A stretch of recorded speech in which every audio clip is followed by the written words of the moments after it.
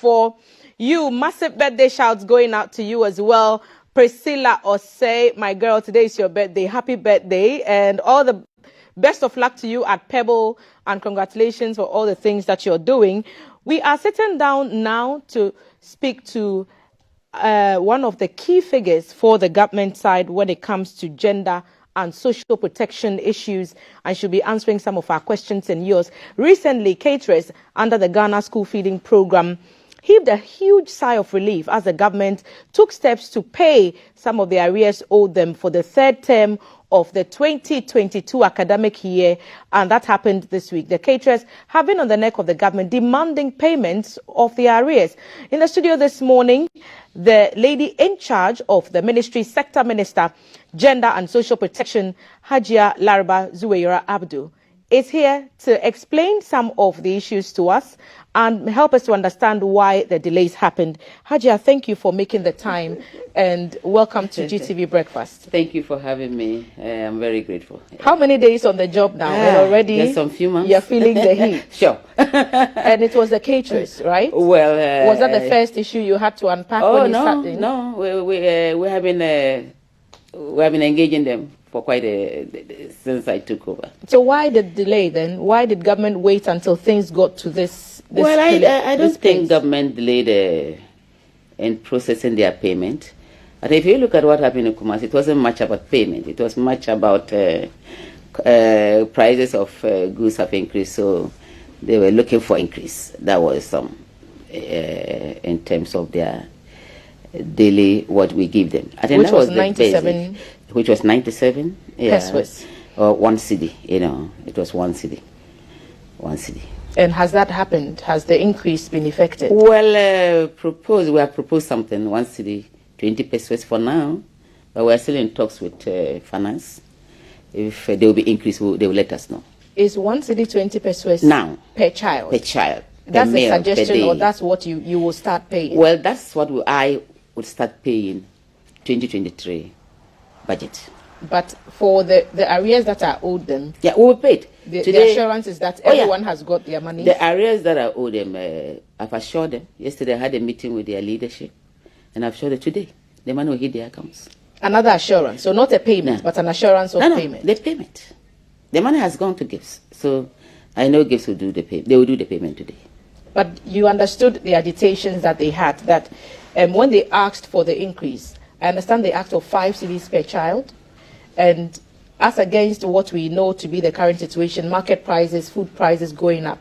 You think that to come up a bit on the 97 to 1 cedi 20 pesos will help them to give the children nutritious meals in school? Well, I wouldn't say it would completely help to give nutritious meal, but at least there's an increase. But 5 cedis, I know that one too. They themselves know that government can absorb. Perhaps they were asking for 5, so that if it's beat down, they'll get maybe. So definitely 3 or 4. we are in talks with them. We are still bargaining with them. So, but for now, because they need to feed the children. So for now, 1 cedi 20 pesos has been proposed. So they can cook with 1 cedi 20 pesos. Then after the negotiation, if there's any increment, then they are good to go.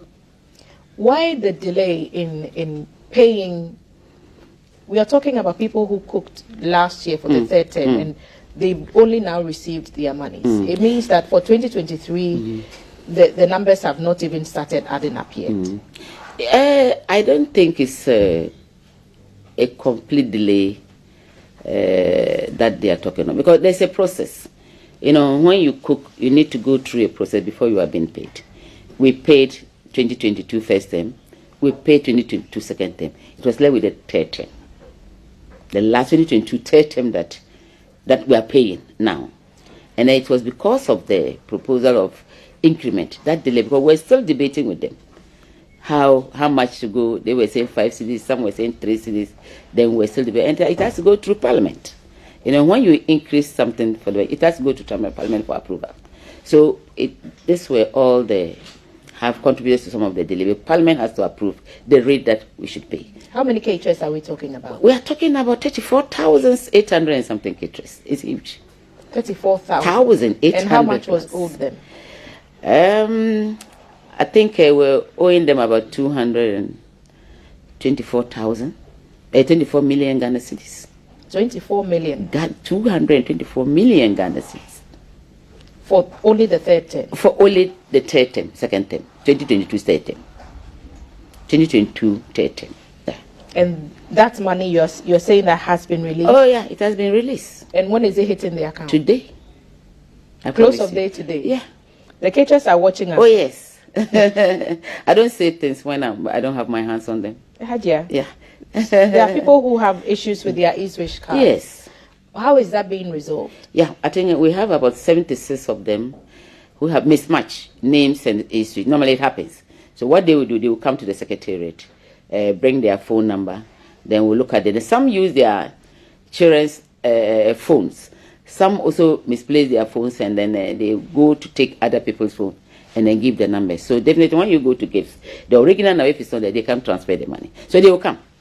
When we do this payment, they will come for correction and then their money will release. It means those people will not necessarily get their monies today? They won't get their money. And that I've already told them. This number won't get. So, but if you are one of them, come to the secretariat. They do the corrections and then your money is released. What effort is going into ensuring that the quality of food, which people have complained about, is improved? Yes. I don't want to say totally. Everywhere there's no quality. It depends on where you went and then you saw the food. But in other areas, I have gone around myself. There was a school we went here in Accra here. In fact, the lady prepared banku and okra stew. And the students were very happy. They said, oh, for Mameya, we enjoy her food. You know, and I myself, when I saw that, I said, wow, you are doing great. Where I'm coming from, northern region, I went there, and then the food, very nutritious. You know, we have a lot of nutritious food. Alefu in season, yam in season. Then we need to train them. We need to let them know you can use your local food. When the food is in season, do the local food for the children. It's not all about rice and oil. And we even want to reduce the oil aspect of feeding children, healthy eating. So we have put a team in place. We'll go around and then retrain the caterers. Yeah. They need to be trained. What goes into verifying or accepting someone to be a caterer under the school feeding program? Surely they come with some qualification. Yeah, sure. And how is that monitored? Because quality of food is solely up to the caterer who's making the food. So how are they monitored? Yeah, before you are being hired, there's a form that we put out there. You show interest that you want to be part of the school feeding caterer. You fill the form. You do medical checkup. We let them do medical checkups. Then we will know that you are of good health. You can do the cooking and all those things. Then we'll look at the quality of the utensils that you are using. What are you using to do the cooking. And even the environment that you are doing the cooking. We have a monitoring team that go around and do all those. And before we hire you. So we do a background check on you. Especially the health factor is key.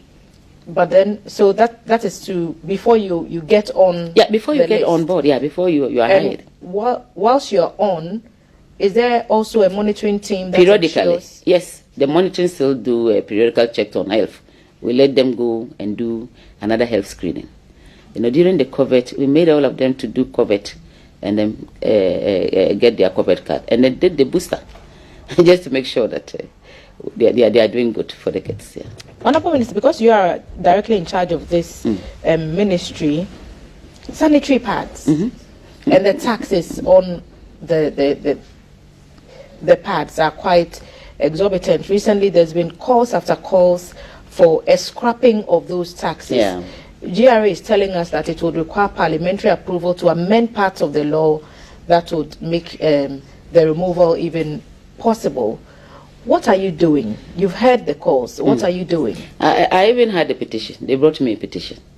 Yeah, some CSOs brought a petition to that. And then we are collaborating with Minister of Finance, you know, to look at it. And as they said, it has to go back to Parliament because it was part of a Parliament decision. So it has to go back for them to take that decision. So we all we are resuming today. Parliament is resuming today, and I know definitely they will send a petition to them. then the committee of finance and health will look at it and they'll come out with whatever suggestion that they have. But getting an aspect of the law changed might take some time. In the meantime, what's the plan? But the plan is still to engage. You see, it's not my ministry alone. It's hinged on health too. It's about sanitary part. Education is part. So these three ministries will look at it. We'll say that. I think they have tasked the three ministries to look at it. And then we'll also send a paper to Parliament. Who taxed the ministries? Yeah, when it came, I think petition went to education too. They came to my ministry. And then Parliament and Health Ministry. So we had a meeting and we should sit down, the committees should sit down and look at it. And Parliament, we have committees too in Parliament. I know they will go there. So they will also look at it. They will call us, we'll all sit down and see. Then finally, if there's anything, Parliament will do that. What would be some of the suggestions you are putting on the table to make sure that this change? Well, for now, we need to Jojo. We need to listen to other stakeholders. What actually went into that, we need to know. And then if there's any suggestion that we give. What went into the taxes? Yes. So I'll read out finance, a few of them. Yeah, finance, we need to know. I'll read out a few of the taxes that are on there. And then why can't we also look at our, within local manufacturers, to also do a sanitary passing? There is a conversation about local manufacturing. Yeah, so we need to do that. Just to go over the taxes again, there's a 20% import duty on sanitary pads. Import? Yes. There is a 0.5% ECOWAS levy. There's a 15% network charges VAT. I don't know what that network charge means. There's an import NHIL, which is 2.5%. There's a 1% IRS tax deposit. There's a 0.75% EXIM levy, 2.5% network get fund, 15% import VAT, 0.4% processing fee, 2.5% network NHIL again, 2% special import levy, 2.5% get fund import levy, 1% inspection fee, and 1% COVID-19 health recovery levy, as well as a 0.2% Africa Union import levy. So you see that there are a lot of people involved in coming out with this import tax, because even ECOWAS and AU and all those. So all these things have to be part of the consultations, so that maybe some can be win off. So we'll do a very thorough consultation, because all these people are part, ECOWAS and AU and all those things. So you need to do consultations on that. So are those what we refer to as luxury taxes? Well, come again? Luxury materials. So we understand that in some circles, they are calling some of these taxes on, they impose some of these taxes on luxury products. Well, so the suggestion is the sanitary pad a luxury product? To me, it's not it's a necessity. And then if we're talking of scrapping sanitary pads, maybe because their target is the school going people, that some of them can provide sanitary pad. Even some persons who may be older than school going age may not be able to afford. Fine. So we have to sit down as a country and look at it. What do we do? If it is the school going age, can we do something on that aspect? So still stakeholders consultation is key. You talked about local production. I know that there are a few people who have made suggestions about how we can produce some of these materials locally. There is a group, I believe they are from the UDS, that make pads from plantain fiber. Do you know about them? No. Plantain fiber. They are called Kodu Technology. Okay. Have you I know. seen any of their work? No. We understand they are based in Tamale. No, I'm not privy to that. Perhaps we'll reach out to our friends in that part of town to get in touch with some of these people. Yesterday, Maltiti met with a Kenyan MP, and she also talked about local manufacturing of sanitary pads. We did. So there are 6+ companies who are producing sanitary pads in Kenya. Okay. And so if there are also engagements to be had about how they are doing it and how they are succeeding, perhaps those people would be good to consult the Kenyans to offer some insight yes, into the matter. That would be good. So maybe during the consultation, we'll see how best we can contact them. Okay. So go to technology. And they too, maybe they have to take. They have to look at the market and competition, and can also come in. They can come in and then try to educate as much on their product. And then, if government is interested, why not? So let's talk about the state of our schools, for example, and what the gender minister, your role would be in improving the conditions of schools. I know that the Ministry of Education is largely in charge, but when it comes to the Ministry of Gender, how do you contribute to improving the state of education across the country? Well, we partner GES. We do a lot of sensitization in most of the schools, especially the girl child. We normally go to educate them of their rights. You know, they should be able to be very assertive in whatever activities that they are doing in school. We tell them to always be in school, to try to educate themselves. As gender ministry, we are looking at the girl child aspect. But education is doing a lot too. They are in charge of GES, they provide schools, they provide chairs and all those things for schools. And it's very good. There was a campaign, Send Your Girl Child to School. That was largely driven by the gender ministry. Very good campaign. Would you say that it has helped? What's our girl child enrollment looking like? Yeah. And how do we not leave the boys behind so that we don't raise empowered women for non-empowered men? Yeah. It was a very laudable jingle. We all benefited from that, you know, because it rings into your ear. You have to send your girl child to school, and some of the girls, a small girl, listen to them, want to go to school, and then it has actually impacted. Very, very grateful, because now my generation and today you can count a lot of girls in school, and even with the school feeding, we have a lot of girls in school. You see, those days when you take the enrollment of girls and boys, from the beginning of the year, girls were more than boys. But as it goes, at a point, the JSS level, you see that there's a drop-off of girls, leaving the boys. You know, and most of them are unfortunate children who are here, like Kaya and all those things. But now, because of school feeding, the girls are in school. When you go to the schools now, the numbers, girls are outnumbering the boys now in school. So they now understand that it's good to be in school, because you can go to school and you can get a meal, and then you are good to go. So it's a very good program. And that's why situations like the sanitary pads issue need it's key. Resolution, because we are not sleeping on it. One of the reasons why girls absent themselves from school, because at that time of the month they would rather not be in school than to go through the embarrassment. We are not sleeping on it. I don't think government is sleeping on it. They will do something about it. And what are some of the gender-specific things that you're doing for boys in school? So normally when there's a minister for gender, children and social programs, I say with men, including the men. Because if you say gender, it cuts across. It's not only women. So we are doing it. We are not leaving men behind. They are on board, you know. So we cancel a lot of men, especially on the gender-based violence. When it comes, there's some domestic gender-based violence in the home.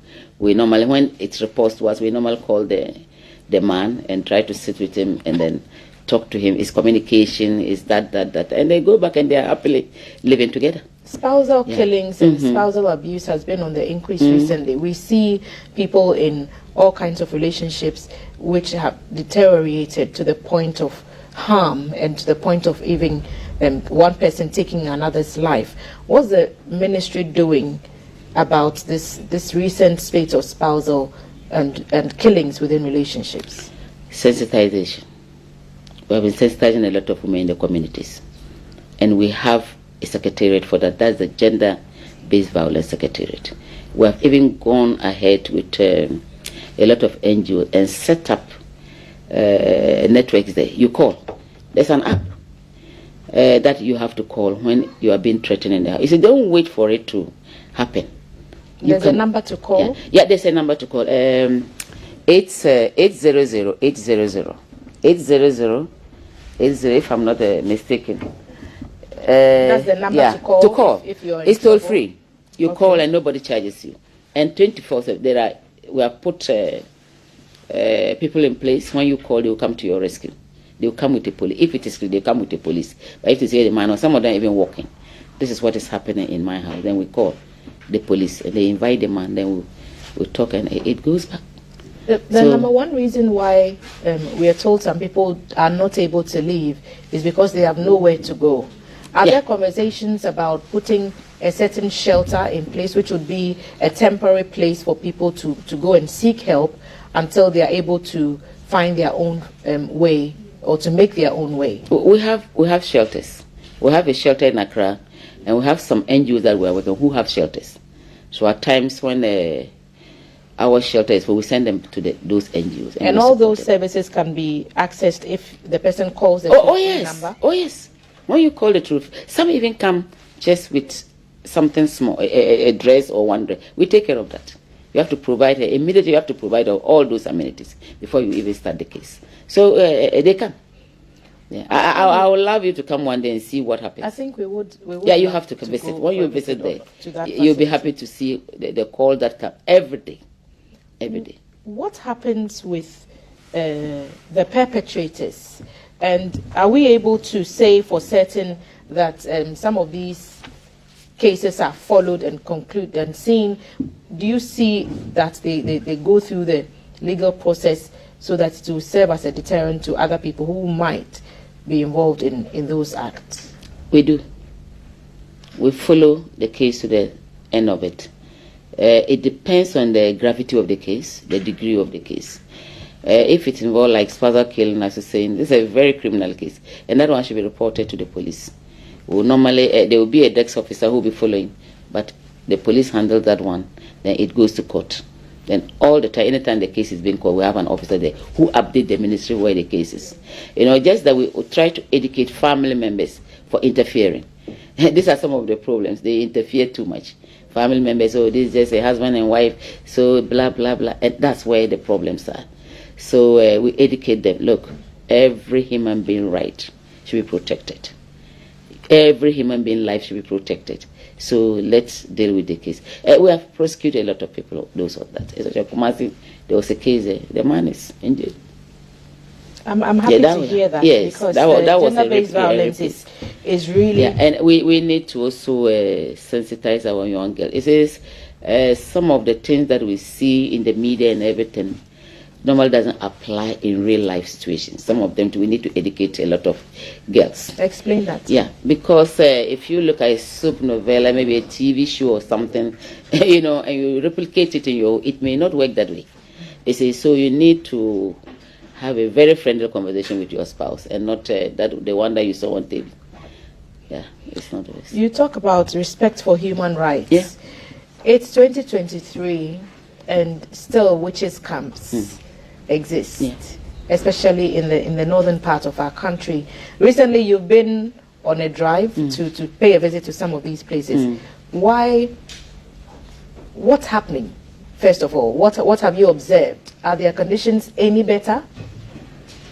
Yeah, I would say yes, compared to where they came from, because you were being molested by a community because they claim you as something that you say you don't know, and then you have a shelter somewhere. At least they feed you, they clothe you there.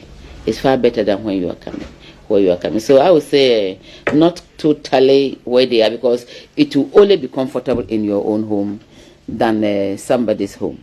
But for your life's sake, where they are now, I would say we are working at it to send them back. And the last time I went there, 120-something women have Which of the camps? The Gambaga camp. The Gambaga camp. 124 women have been sent back to the communities. So the last I had 61, but the recent one, they now multiply to 94 plus 4 men. They're also been accused of being wizard or whatever, and they are in the camp. So we are still in talks with them, and most of them want to go home. And then progressively, we'll definitely win them over. But you need to do a lot of things. They will tell you, if you do ABC, go to the community, talk to them, they banish me. Are they ready to accept me back? You need to sensitize the community. You need to sensitize her own children. And some of them feel that, I don't want to go back to the house again. Why can't you get me a small house to live. They have conditions too. So some of them, their children build and come and take them willingly. And others too, those who are accusing them say, okay, fine, now she can come back. Then they take them back. And then others are still there who just feel like, I've been traumatized. Let me be here for some time. And we're still talking to them. And we are looking at building age homes, where we can equip with a lot of amenities that will make them more comfortable than where they are. So it's all part of my plan. So to convert the witches' camps into aged maybe homes? aged homes, where elsewhere it's been done well. You can equip with a lot of things, professional training, you can take care of them, all those. They only accuse the elderly, not the. But the last time when they were young ones, and I was happy that even though they're in school, so we are looking at how we can support them. Before you leave, let's talk about what happened in Wager for a minute, and the 9 children who lost their lives Very unfortunate as they situation. went to school. Very What's the unfortunate ministry situation. doing? What's the latest on your desk to support the community? Is there a plan to build a school or not build a school, build a bridge or not build a bridge? 9 lives are lost now. Well, we are looking at it like NADMU came in. GES is one of the responsible agencies for that. And then since it's concerned children, we also went to have a first-hand information about what happened. And then we were told they were trying to go to school. But I would suggest that if they should get a school nearby, that the government can do that, maybe 3 classrooms nearby so that they don't cross. And even if they are to cross, we need to put some safety measures. Let's get the canoe owners, train them professionally, give them life jackets, so know that. Is it the gender ministry that will lead a drive like that? We will lead a drive because we are also a responsible stakeholder. We can lead a drive. We can talk to NADMO, we can talk to government and then say, look, if we can do AB, get in the classroom now, but we can do AB, that shouldn't cost much. Get in the can and train them professionally, get them life jackets. It's very important so that at least they can be crossing and go to school because they want to educate themselves and help the country. So they should be protected. So we're doing that. Yeah. It looks like you have a lot on your plate. I wish we had time to look at interests and collaterals for women who want to do business. Is the ministry interested in a conversation of that sort, or is that being done already? Some years back, the ministry was able to give some soft loan to women, which are the Kaya people. But now, getting the banks to support in that regard is a big challenge because the interest rates. But I met Absa Bank, who wants to support a lot of women. So we are still we haven't concluded what they actually want, how much they will be giving, and then when we conclude, we'll see how many women we can support, and what are they going to use the money for. You need to know. When you just give money to women and then everybody's selling one thing, it doesn't work well. So we need to look at priorities areas where we can let them venture. Like the Kaya, if I have, I'm still talking with some group. Most of them have smartphones, the Kaya girls there. What are they using them for? Just for pictures and all those. Can we train them to use the phone, snap tomatoes, onion, put it out there. Somebody wants it, they go and deliver and take their money. It's business. Can we put them under an agency? Because 20 years down the line, they are here. They won't go back. And the numbers are increasing. And they are having children. Yes. Are the children in school? Yes, which is just unfortunate situation. Especially me here coming from that area. You see, some of them, not that they are coming from poor areas, but they're like, we all want to go to America. You see, so I'm there. My friend comes from Accra. I also want to go to Accra. So not that their life, their living condition is very bad. Where I know most of them, and I know where I do ask them, why here? You see, so I'm looking at it. What do we do? Because they won't go. They go and come. So what do we do? In every country you get this kind of people slums. So what do we do different? So we are still talking with agencies to see how we can help. Your final comments before we leave. What do you want to achieve with this ministry? I want to leave a legacy of transparency and accountability of that ministry. I want to see a very transformative ministry of gender friendly.